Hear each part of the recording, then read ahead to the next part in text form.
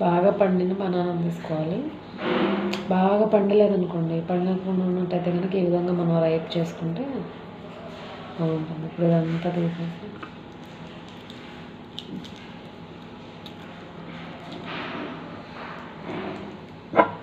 చక్కగా ఈ విధంగా స్మాష్ చేసేస్తే మెత్తగా వచ్చేస్తుంది. మనకి ఫేస్కి రాసుకోవడానికి కూడా వీలుగా ఉంటుంది.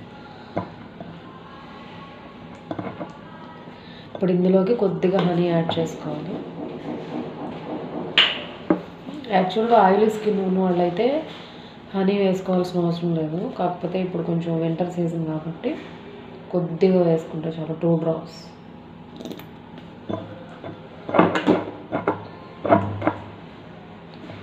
ఇది వేసేసుకుని మిక్స్ చేసేసుకుని తర్వాత కొద్దిగా పసుపు,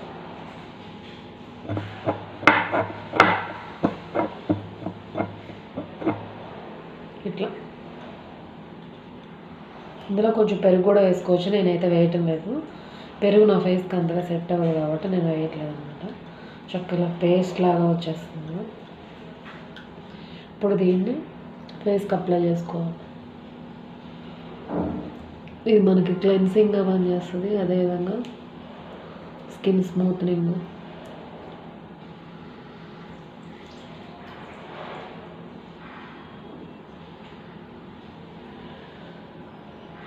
ఈ ప్యాక్ ఎవ్రీడే కూడా అప్లై చేసుకోవచ్చు. ఎవ్రీడే అప్లై చేసుకున్నా కానీ రిజల్ట్ బాగుంటుంది.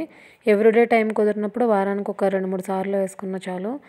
ఇన్స్టెంట్గా గ్లో కావాలంటే మాత్రం ఈ ప్యాక్ బాగా పనిచేస్తుంది.